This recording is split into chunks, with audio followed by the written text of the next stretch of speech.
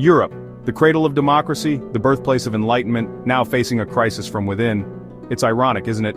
The very values that built Europe are under attack, not by foreign enemies but by its own governments.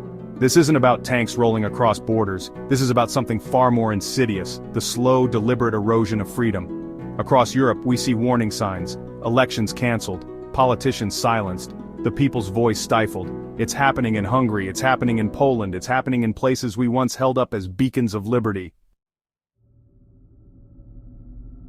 Let's talk about censorship. The EU Commission, in all its wisdom, warns about shutting down social media during unrest. Because, when people are angry, the best solution is to cut off their ability to communicate. Brilliant. And it gets worse. German police raid homes because of online comments. A Swedish court convicts someone for burning a book. The UK creates buffer zones to silence protests, even silent prayer. This isn't democracy, folks. This is straight out of a dystopian novel. Now, America isn't perfect. We've had our own struggles with free speech, we've made mistakes. But here's the thing, we learn from them. We try to do better. Europe seems to be heading in the opposite direction. Instead of embracing open debate, they're shutting it down.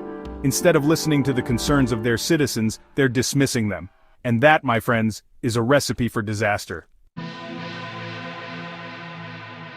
Just look at the recent attack in Munich. A tragedy, yes, but also a symptom of a deeper problem.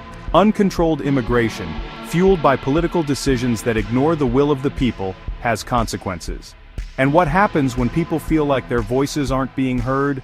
They lash out, they turn to extremes. Democracy thrives on dialogue, on compromise, on the messy business of listening to each other. When we silence dissent, when we ignore the concerns of our citizens, we create the very conditions that breed extremism.